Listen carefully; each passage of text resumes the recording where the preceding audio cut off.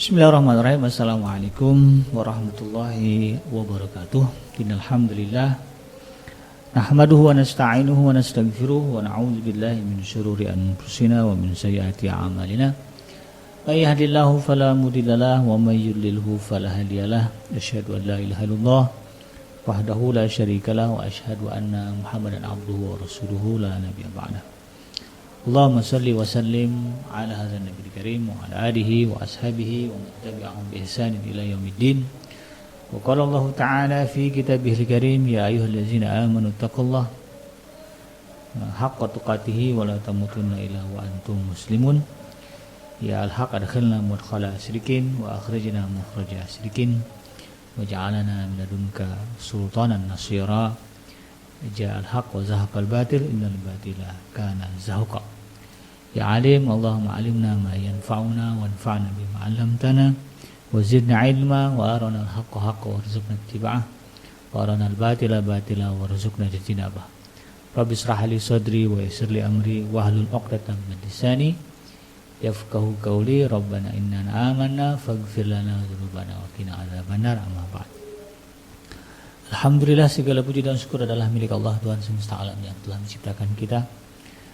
Dan karena rahmat dari Allah Subhanahu wa taala, kembali kita berjumpa di udara di gelombang 94 AM iDream Radio Successful Muslim Family dalam program Tadabbur Al-Qur'an, di mana insyaallah kita akan melanjutkan upaya kita untuk menelaah, mengkaji dan mempelajari serta mentadaburi apa yang Allah firmankan di dalam Al-Quran, bagian demi bagian, sedikit demi sedikit, dengan harapan mudah-mudahan Allah Subhanahu wa ta'ala memberikan hidayah kepada kita, memberikan kekuatan kepada kita untuk mematuhi, mengamalkan seluruh perintah dan juga larangan yang disebutkan di dalam Al-Quran.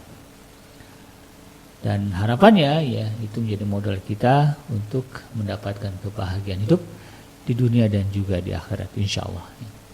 Tidak lupa kita baca salawat dan salam. Allahumma salli ala Sayyidina Muhammad wa ala ali Sayyidina Muhammad.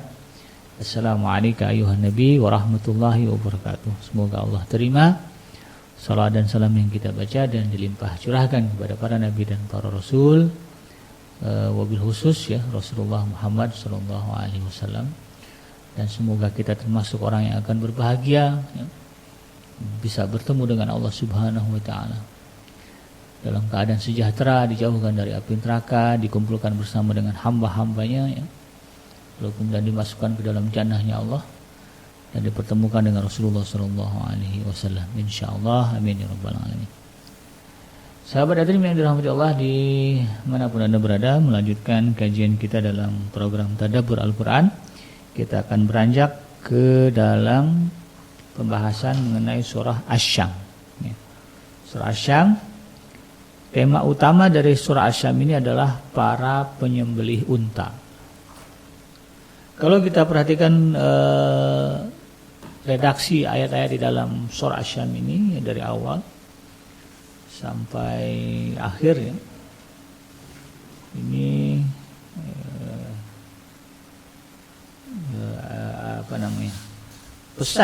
pesan utama di dalam surah Asy-Syam dari ayat 1 sampai 15 ini ada 3 pesan utama. Yang pertama mengenai fenomena alam, siang dan malam, karena kata Asy-Syam itu sendiri bermakna matahari. Kemudian bagaimana Allah Subhanahu wa ta'ala mengabarkan kepada kita tentang bagaimana menjaga kemurnian jiwa agar tidak kotor, tidak keruh. Dan terakhir adalah pembahasan mengenai pembangkangan kaum Samud kepada Allah Subhanahu wa ta'ala.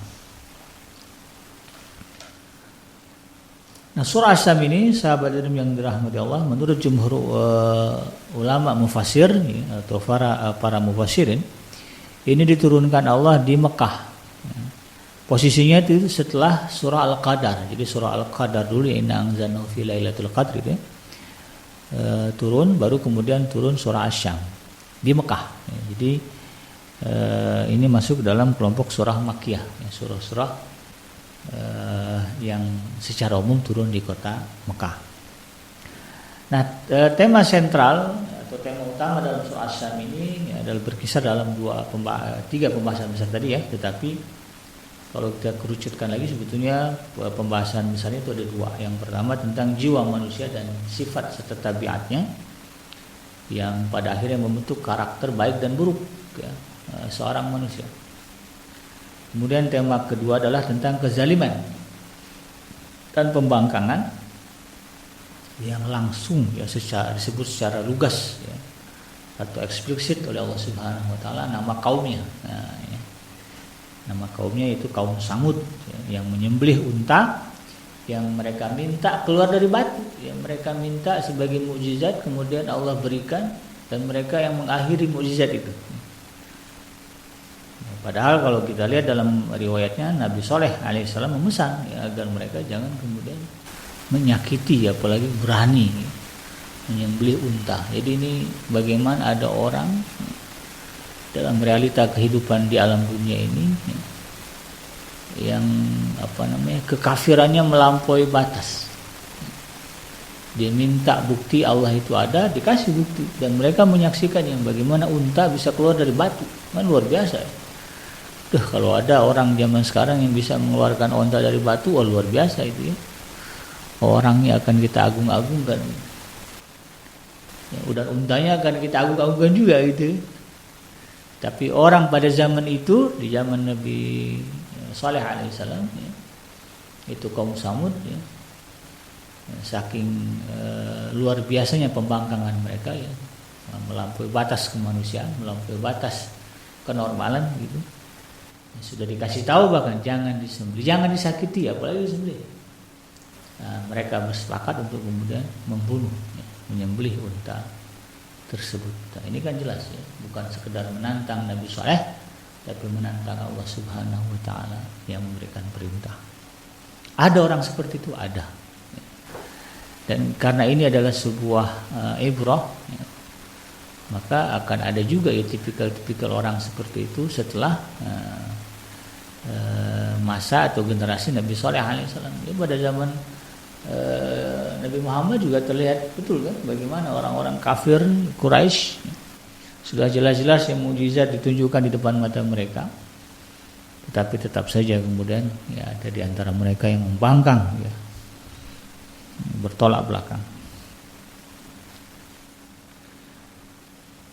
Nah, pembahasan pertama di dalam surah Asy-Syam ini Allah Subhanahu wa taala yang mengawali surah ini dengan menyebutkan tiga pasangan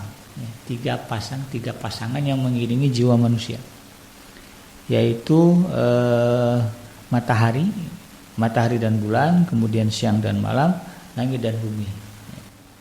Jadi ada tiga pasang makhluk yang Allah ciptakan, Allah gunakan untuk mengawali surah ini dan jadikannya sebagai sumpah, mengiringi pembahasan Allah mengenai jiwa, yaitu matahari dan bulan.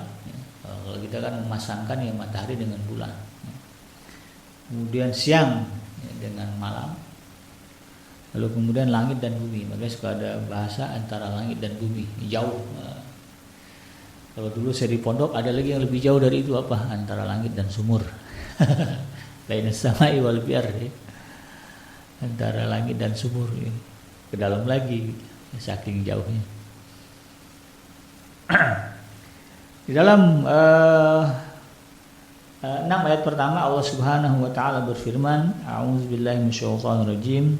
Bismillahirrahmanirrahim. Wasyamsi waduhaha wal qamari idza talaha wan nahari idza jallaha wal laili idza yaghshaha was samai wama banaha wal ardi wama tahaha. Artinya demi matahari, wasyamsi waduhaha, demi matahari dan cahayanya di waktu duha. Waktu duha itu waktu enak-enaknya berjemur ya. Kisaran jam 7 lah ya kalau di Jakarta. Jam 7 sampai jam 10 atau jam 11. Demi matahari dan cahayanya di waktu duha. Wal qamar idza talaha, dan demi bulan apabila mengiringinya. Jadi kalau kita lihat kadang di waktu duha itu juga ada kan, kita lihat bulan yang kita sebut dengan hilal itu terlihat. Wan nahari idza jallah, dan demi siang apabila menampakkannya. Wal laili idza yaghshaha, dan malam apabila menutupinya. Jadi matahari itu ya, terlihat siang hari gitu ya. Dan kemudian matahari itu tertutup ya, tidak nampak apabila datang yang malam. Ya, simpelnya pemahamannya begitu ya dari segi bahasa. Wasama'i wa ma banaha, ya, dan demi langit serta pembangunannya. Nah, jadi kalau berbicara kalau kita analogikan bumi ini bangunan ya, coba perhatikanlah begitu ya, langit dan bagaimana pembangunan langit itu. Dalam ayat lain ya disebutkan Allah itu membangun langit tanpa tiang. Kita di dunia ini tidak ada orang yang sanggup membuat bangunan yang sedemikian besar tanpa tiang. Ya, walaupun ada misalnya bangunan masjid ya tanpa tiang, bukan tanpa tiang sama sekali, maksudnya bagian aula ibadahnya itu nggak ada tiang, gitu, tapi disangga oleh tiang-tiang di pinggirnya. Kadang-kadang kan ada masjid yang tiangnya di tengah-tengah gitu ya, jadi enak buat nyender. Lagi Jumatan tidur lah gitu kan. Nah, ada arsitek yang bikin masjid tanpa tiang. Ya, konsepnya bagaimana aula ibadah itu, ruangan sholat itu tidak ada tiang untuk bersandar. Tapi bukan berarti tidak ada tiang, ya. Itu hanya istilah saja. Tapi Allah Subhanahu wa taala memang membangun langit ini tanpa tiang. Makanya manusia itu bisa keluar dari bumi.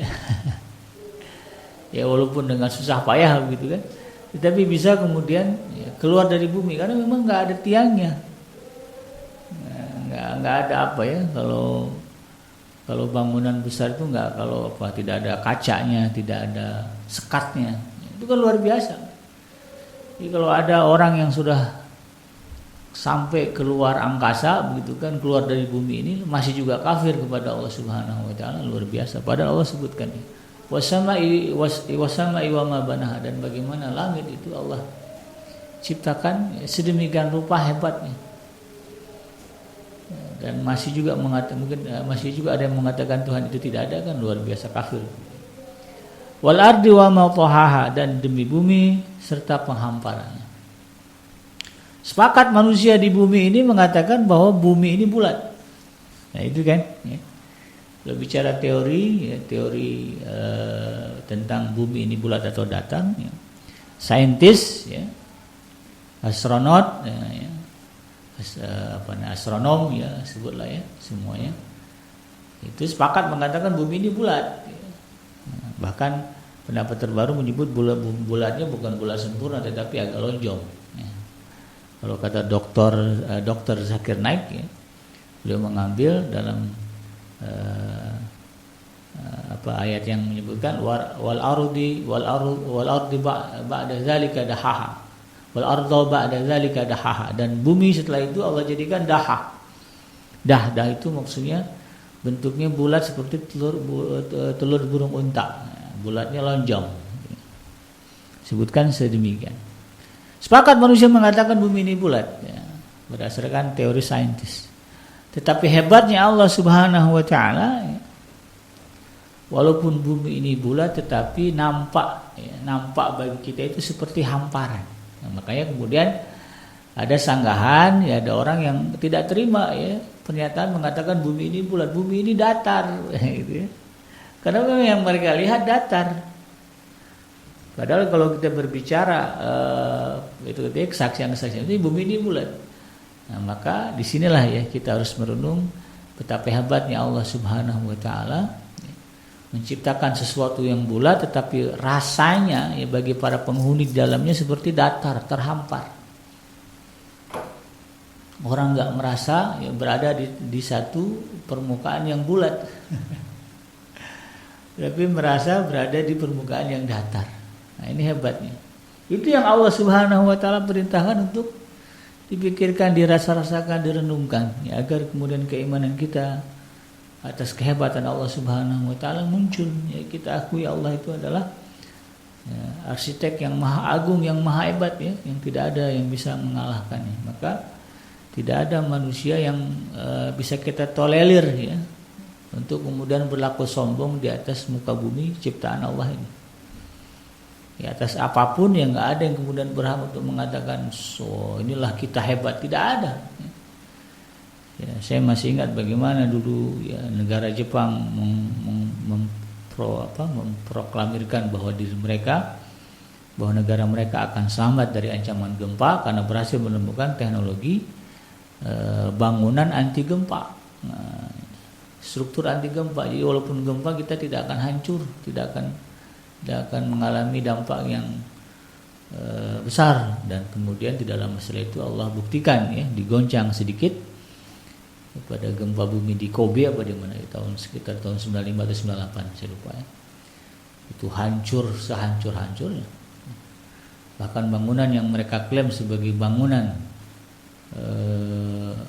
tidak akan runtuh, ya, dengan goncangan gempa, ya, sebesar apapun, ya, hanya digoncang dengan 9,5 kalau skala Richter, ya, hancur. Nggak boleh, ya, manusia itu mengaku hebat karena memang manusia tidak hebat. Yang hebat itu Allah Subhanahu wa taala. Dan banyak lagi contoh-contoh, ya, kejadian-kejadian, peristiwa-peristiwa yang menunjukkan, ya, kesombongan manusia. Ya Allah bayar tunai, ya, Allah bayar cash, ya, Allah tunjukkan siapa yang hebat sesungguhnya.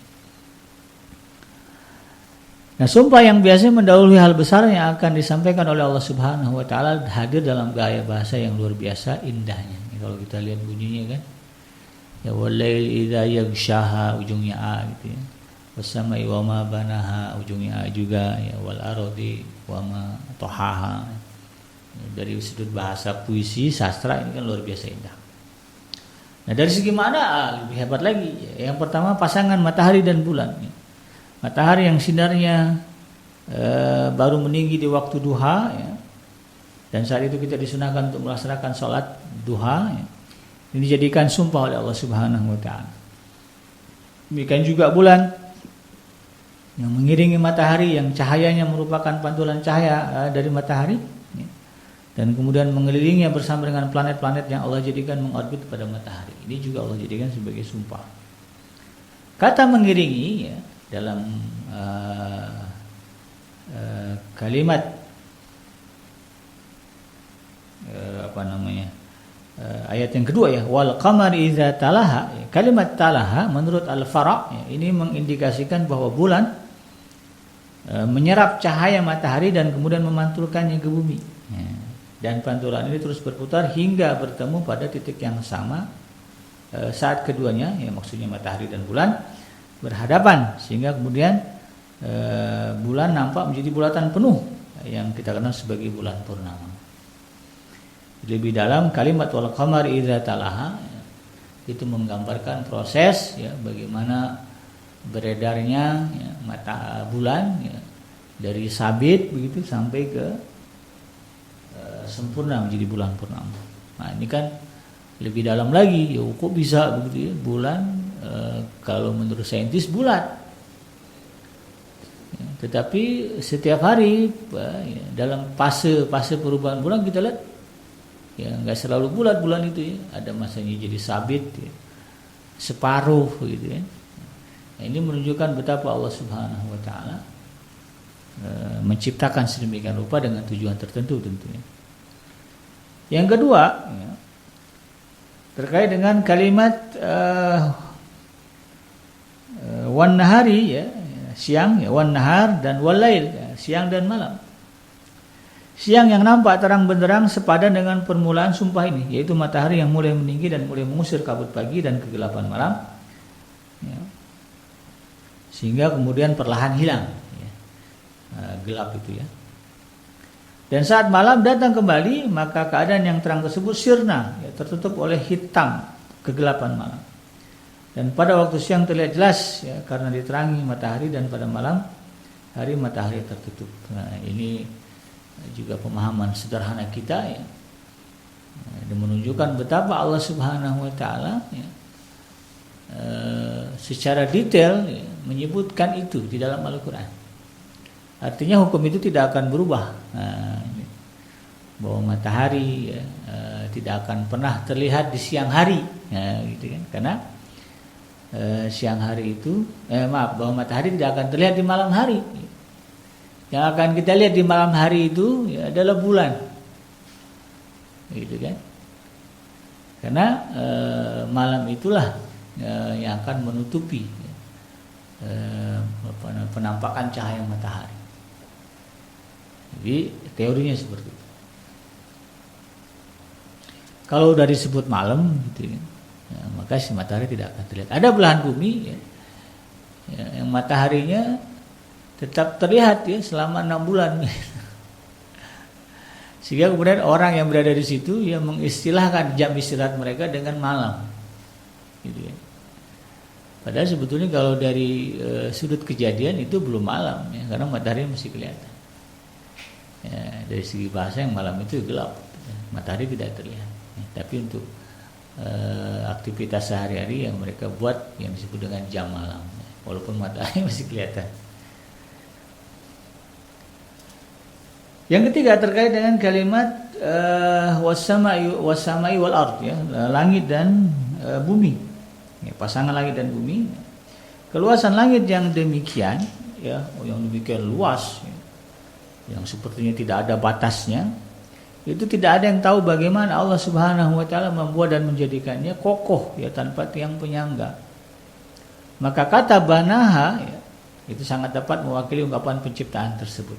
Ya, dengan kata banaha ini ya, pembangunan kemegahan ya, secara otomatis ya, akal sehat akan menanyakan siapa yang sanggup membuat langit sedemikian megah ya, tapi tanpa tiang. Dan tentu saja jawabannya adalah Allah Subhanahu wa taala.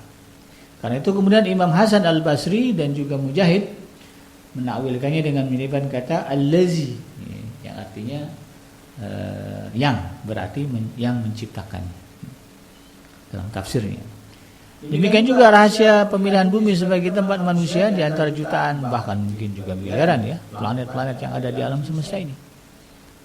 Kenapa Allah Subhanahu wa taala memilih bumi untuk kita? Ini Allah sebut ya wal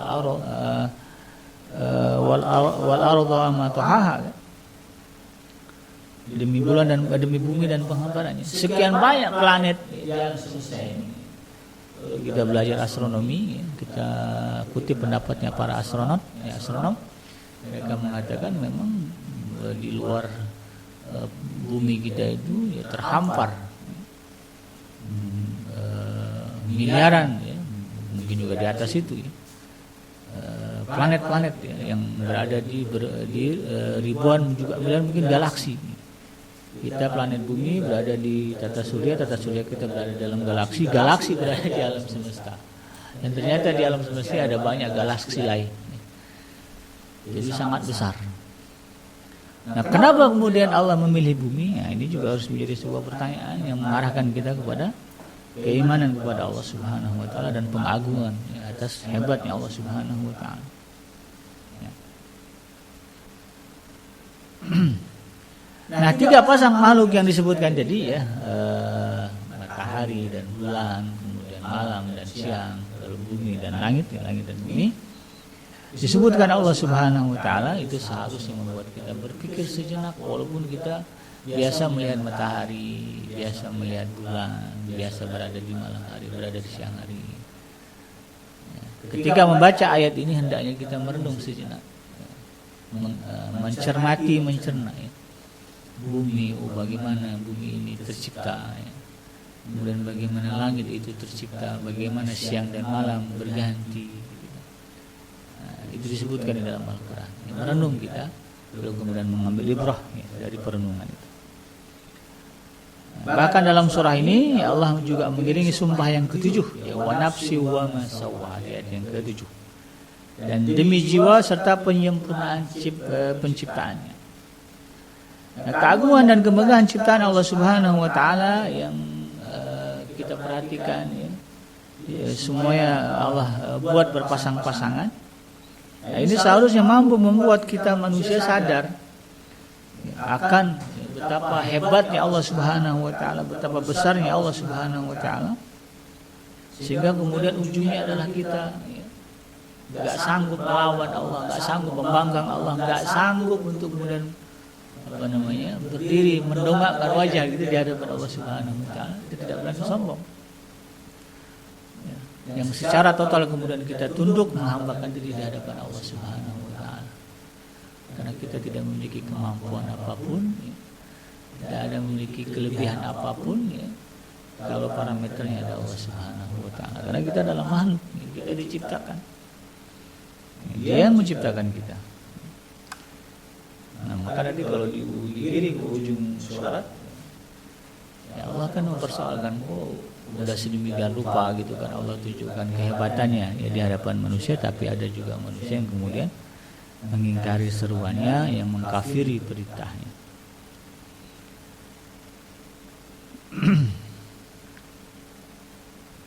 Nah, di sumpah yang ketujuh ini ya, wa nafsi wa masawaha, ini artinya kan disebut jiwa dan penyempurnaan. Nah, kalau kita resapi, cerna ya sedikit demi sedikit, ya tidak ada di antara kita yang mengetahui di mana sebetulnya Allah Subhanahu wa taala ya, bagaimana sebetulnya Allah Subhanahu wa taala menciptakan jiwa, ya, dan di mana sesungguhnya letak jiwa itu. Tidak ada yang tahu.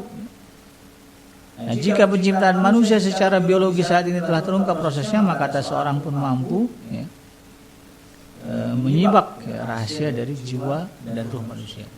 Jadi sehebat apapun teknologi ya, atau kecanggihan ya, ilmu pengetahuan yang berkaitan dengan medis pada hari ini, tetap saja yang namanya jiwa, nyawa itu misterius.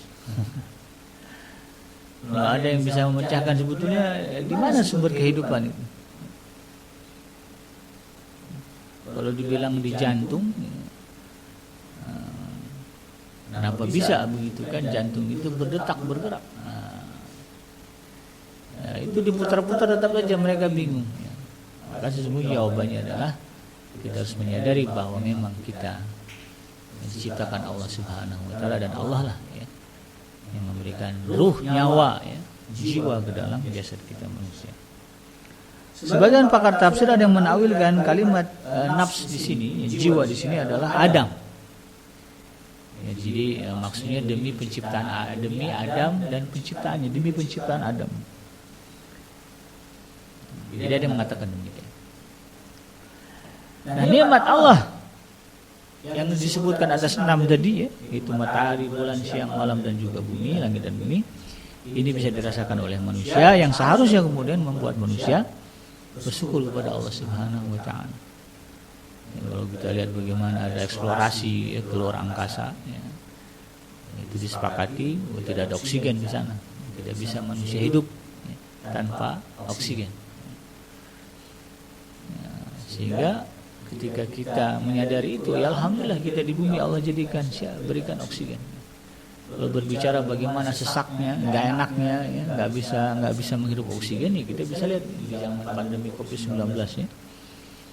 Ada orang yang punya uang banyak, ya, punya harta berlimpah, tetapi kemudian ya, harus meninggal dalam kondisi tidak bisa menghirup oksigen, dadanya sesak. Ya, oksigen yang selama ini Allah tidak bebankan pembayaran, ya, gratis, gitu. Bahkan cenderung kita anggap sepele. Ya, menjadi kemudian sebegitu berharganya ketika orang merasa kesulitan untuk bernapas. Nah, ada tuh curhatan ya, anak pengusaha kaya raya di, saya lupa di Amerika atau di Eropa ya, Eropa kalau nggak salah, Prancis ya, yang mengeluh ya, curhat ya, bapaknya orang kaya tetapi kemudian dia harus mati karena tidak bisa menghirup oksigen yang gratis. Padahal semuanya dia bisa beli, oksigen dia nggak bisa beli. Oksigennya ada tapi dia nggak bisa hirup. Ini luar biasa ya. Tapi kemudian masih ada orang yang menyombongkan diri kepada Allah Subhanahu wa taala.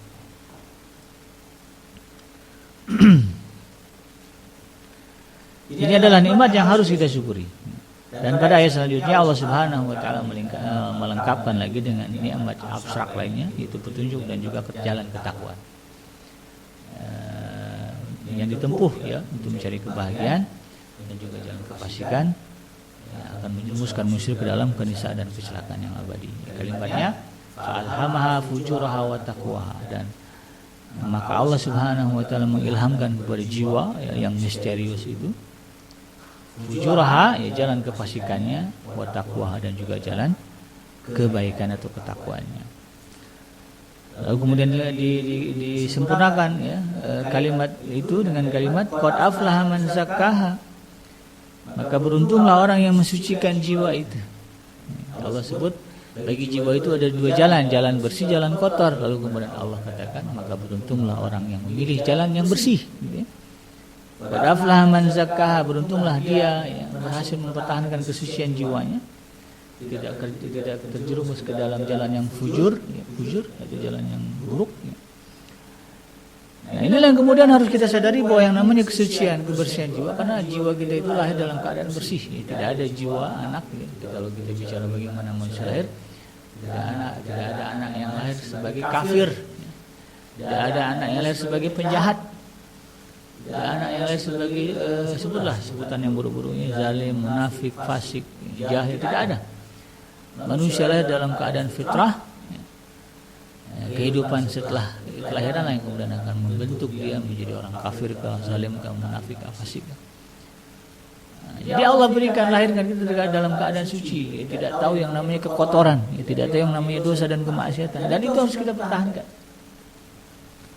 sampai kita menghadap Allah Subhanahu wa taala, dan itulah yang Allah sebut sebagai sebuah keberuntungan. Sehingga kemudian Rasulullah SAW pernah mengajarkan doa, doanya itu begini, Allahumma ati nufusana taqwaha. Ini diriwayatkan oleh Imam Muslim dan juga Imam Ahmad dan juga Ibnu Saibah, bahkan ada juga dalam kitab Imam An-Nasai. Allahumma ati nufusana taqwaha. Ya Allah, ya anugerahkanlah kepada kami hati yang bertakwa. Wa zakkaha anta khairu man zakkaha. Bersihkanlah dan sucikanlah, karena Engkau lah sebaik-baik zat yang mensucikan. Anta waliyaha wa maulaha, dan Engkau lah yang menguasai dan menjadi tuan atasnya. Jadi betapa penting bagi kita untuk memperhatikan kesucian jiwa, kesucian hati kita. Sebaliknya, orang-orang yang membiarkan dirinya berbuat kezaliman, kerusakan, kekotoran, dan membiarkan jiwa yang jernih menjadi rusak, kotor, maka nanti benar-benar akan menjadi orang yang rugi. Sebagaimana Allah tegaskan, waqad khaba man dassaha, maka merugilah, celakalah, suwelah gitu, orang yang kemudian menghadap Allah Subhanahu wa taala dalam status jiwanya yang kotor, jiwanya yang rusak. Dalam ayat ini Allah Subhanahu wa taala memberikan contoh yang nyata, seperti siapakah dan bagaimanakah orang-orang yang merugi dan mengotori jiwanya. Maka dalam ayat berikutnya Allah Subhanahu wa taala menceritakan tentang kaum Samud. Kaumnya Nabi Saleh alaihissalam, di mana Allah Subhanahu wa taala membinasakan mereka karena kedurhakaan mereka. Dalam ayat yang ke-11 hingga ayat yang ke-15 Allah sebutkan kadzabat samudu bitagwaha. Kaum Samud telah mendustakan rasulnya. Idzim ba'atsa asqaha, karena mereka telah melampaui batas. Faqala lahum Rasulullah naqatallahi wa suqiyaha. Lalu Rasul, itu Nabi Saleh alaihissalam, berkata kepada mereka, biarkanlah unta betina Allah dan meminumnya. Jadi itu satu ujian kepada mereka untuk kemudian membiarkan unta yang Allah jadikan bagi mereka yang keluar dari batu untuk hidup leluasa, tidak boleh disakiti, biarkanlah. Fakadzabuhu fa'aqaruha, lalu kemudian kaum Samud itu mendustakannya, bahkan lebih dari itu mereka berani menyembelihnya, padam da'ma alaihim rabbuhum bidzambihim fasawwaha, maka akibatnya Tuhan mereka membinasakan mereka disebabkan oleh dosa mereka. Wala yakhafu 'uqbaha, lalu Allah meratakan mereka dengan tanah. Tadinya berada di atas tanah karena azab dari Allah Subhanahu wa taala. Tidak ada yang bisa menyelamatkan mereka sampai mereka rata. Kalimat rata dengan tanah ini kan menggambarkan betapa besarnya azab yang mereka terima ya. Dan itu pangkalnya adalah kedurhakaan kepada Allah Subhanahu wa taala. Nauzubillahi min dzalik. Jangan sampai kita menjadi orang seperti kaum Samud ya. Nah, sebagaimana berbicara tentang kaum Samud ya, kaum Samud adalah bangsa yang besar yang terkenal. Ya, keberadaan mereka itu setelah keberadaan kaum Ad yang dihancurkan oleh Allah Subhanahu wa taala. Dinamakan kaum Samud karena memang yaitu asal usulnya dari kakek mereka ya. Ada 3 bersaudara ya, keturunan Amir bin Iram bin Sam bin Nuh ya. Pada dasarnya kaum Samud itu adalah turunan dekat ya dengan Nabi Allah Nuh alaihissalam. Mereka digolongkan sebagai bangsa Arab ya, Al-Aribah, yang tinggal di bebatuan di kota Al-Hijr yang terletak antara Hijaz dan Tabuk ya, yang diketahui mereka adalah bangsa yang punah. Tidak ada satupun dari mereka yang tersisa ya, demikian juga jejak-jejak peradaban mereka terkubur ya, bersama dengan kesombongan yang berujung kepada azab dari Allah Subhanahu wa taala. Hanya sebagian kecil di antara kaum Samud ya, yang mau beriman kepada Allah ya, kepada risalah yang dibawa oleh Nabi Allah Saleh alaihissalam, yang diutus untuk memberikan petunjuk dan kebenaran kepada mereka. Jadi mereka selamat ya, yang ikut Nabi Saleh itu sedikit. Selebihnya mayoritasnya Allah ratakan dengan tanah. Nah, sebagaimana diceritakan sebelum surah ini ya, beberapa surah lainnya Allah Subhanahu wa taala mengutus Nabi Saleh kepada mereka supaya terbebas dari penyembahan terhadap berhala yang tidak mendatangkan manfaat ya, dan juga tidak bisa mendatangkan mudarat sedikit pun kepada mereka. Lalu kemudian mereka minta mukjizat ya kepada Nabi Saleh. Nabi Saleh kemudian berdoa, lalu kemudian Allah Subhanahu wa taala mengabulkannya.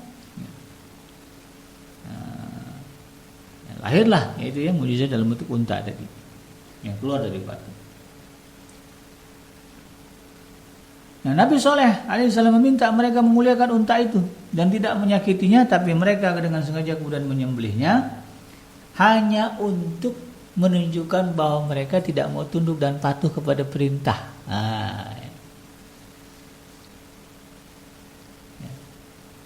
Apa yang menyebabkan mereka begitu? Ya karena kesombongan, karena merasa yang mereka juga sama manusianya, ini saudara kita juga, ya. Bukan siapa-siapa, malah mungkin dianggap sebagai orang yang lemah di antara mereka. Jadi gengsi, biang itu gengsi. Jadi sahabat Adam yang dirahmati Allah dipahami bahwa sifat gengsi ini ya, pada banyak posisi ya, apapun lah ya keadaannya, dalam banyak keadaan ini sebetulnya mengotorkan jiwa kita.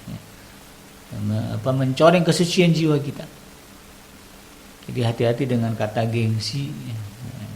Rasulullah SAW orang yang tidak pernah yang merasa gengsi. Bahkan ketika orang-orang kafir ya di perjanjian Hudaybiyah minta Muhammad jangan tulis Rasul. Kalau di perjanjian ini ditulis Rasul berarti kita terima, kita nggak mau. Karena kami nggak pernah mengakui kamu itu Rasul. Maka Nabi Muhammad tidak merasa gengsi, direndahkan sedemikian itu oleh orang kafir. Nabi Muhammad minta, ya udah saya coret ya. Minta sahabat mencoret, gak ada yang berani, gak berani ya Rasul. Maka namanya biar saya coret sendiri. Maka Rasul kemudian mencoret kalimat, gak gengsi. Kita pula ya umatnya Nabi Muhammad gengsinya tinggi. Ini kan luar biasa. Luar biasa kafirnya gitu ya. Ya. Di dalam surah Asy-Syu'ara ya, ayat yang ke-146 hingga ayat yang ke-150 ini ada gambaran lebih detail ya terkait dengan bagaimana pesan Nabi Allah Shalih alaihissalam. Atutrakuna fima hahuna aminin. Ya. Adakah kamu akan dibiarkan tinggal di sini negeri kamu dengan aman? Ya, fi jannati wa uyun ya, di dalam kebun-kebun serta mata air ya. Wa zuru'i wa nakhlin ta'uha hadim ya. Di dalam kebun dan taman-taman dan pohon-pohon kurma yang mayangnya lembut ya. Wa tanhituna minal jibali buyutan farihin ya. Dan kamu pahat sebagian dari gunung-gunung untuk dijadikan rumah-rumah ya. Dengan ketekunanmu begitu ya. Fattaqullaha wa ati'un ya, maka bertakwalah kepada Allah dan taatlah kepadaku. Itu seruannya. Nabi Saleh alaihissalam mengingatkan, iya kita lihat tuh kalian memang hebat. Dan kehebatan kalian itu adalah bagian dari nikmat Allah Subhanahu wa taala.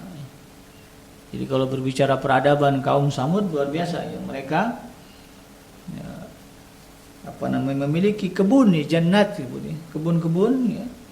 Dan juga ada mata air. Ya, kalau bicara kebun, tanaman dan air itu kan menggambarkan keindahan. Negeri mereka indah. Melimpah berarti ya, sumber daya alam. Ya, tanam-tanaman dan pohon-pohonan kurma. Ya. Artinya melimpah hasil panennya, cukuplah makan. Bahkan untuk tempat tinggal begitu ya, mereka Allah berikan kemampuan, ya, kemampuan arsitektur yang luar biasa, memahat gunung menjadi bangunan yang indah. Batu bisa mereka pahat, ya, jadi bangunan, kan luar biasa. Dan itu semua tidak akan bisa mereka lakukan tanpa ada campur tangan zat yang maha hebat, yaitu Allah Subhanahu wa taala. Air tidak akan keluar mengalir sendiri tanpa dialirkan oleh Allah Subhanahu wa taala. Gunung, batu yang besar itu tidak akan bisa dipahat kalau tidak Allah menjadikan bagi mereka ya alat bahan untuk memahatnya.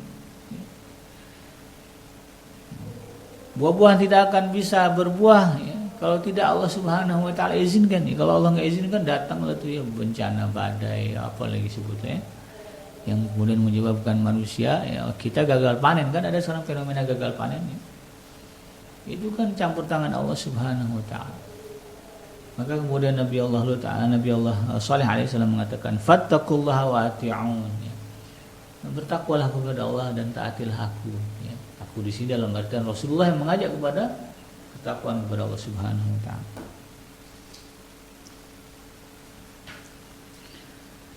Nah, tapi ya faktanya apa, kaum Samud ya melakukan keingkaran ya, puncak kesombongan mereka adalah ketika mereka menyembelih unta yang sudah jelas-jelas dilarang untuk disembelih, disakiti.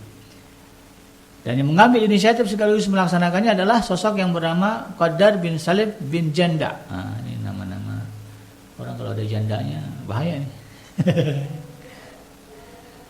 Ya. Qadar bin Salib bin Janda. Dan kemudian diikuti oleh orang dari kabilah lain yang semuanya berjumlah 9 orang sebagaimana dikabarkan dalam surah An-Naml ayat yang ke-48, wa kana fil madinati tis'atu rah. Dan ada di dalam kota itu 9 laki-laki ya. Yufsiduna fil ardi wa la yuslihun, dan mereka 9 orang laki-laki ini ya, melakukan kerusakan di muka bumi dan mereka tidak berbuat kebaikan. Jadi ada tuh ya angka 9 ini kadang-kadang digunakan ya oleh orang-orang yang sombong ya. Jadi 9 laki-laki ya, yang melakukan kerusakan. Ada lagi nanti di Jakarta ada 9 apa gitu ya, yang juga kita curigai ya melakukan kerusakan di muka bumi. Ada angka-angka 9 yang diselewengkan, tapi ada juga angka-angka 9 yang kemudian menjadi simbol kekuatannya. Ada wali songo ya, wali 9. Ini kan diambil angka 9 menunjukkan bagaimana perjuangan mereka menyebarkan Islam. Nah, setelah perbuatan yang mendatangkan murka Allah Subhanahu wa taala ini kepada mereka ya, sayangnya ya, seruan Nabi Nuh itu, peringatan Nabi Nuh tidak kemudian mendatangkan tanda-tanda penyesalan ya.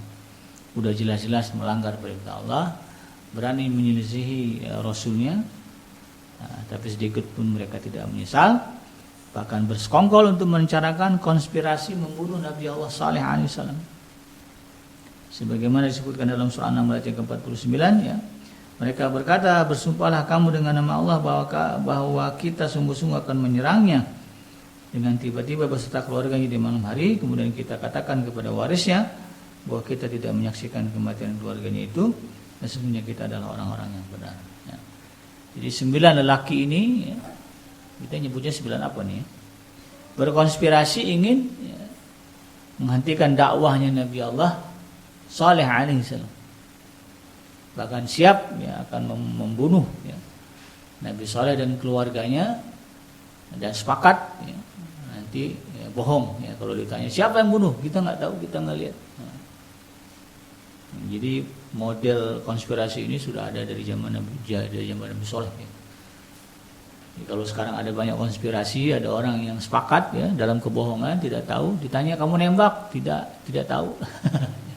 Ini tabiat manusia ya. Dari mana peluru ini datang, kan cuma 5 begini nih, tidak tahu. Nah, itu konspirasi.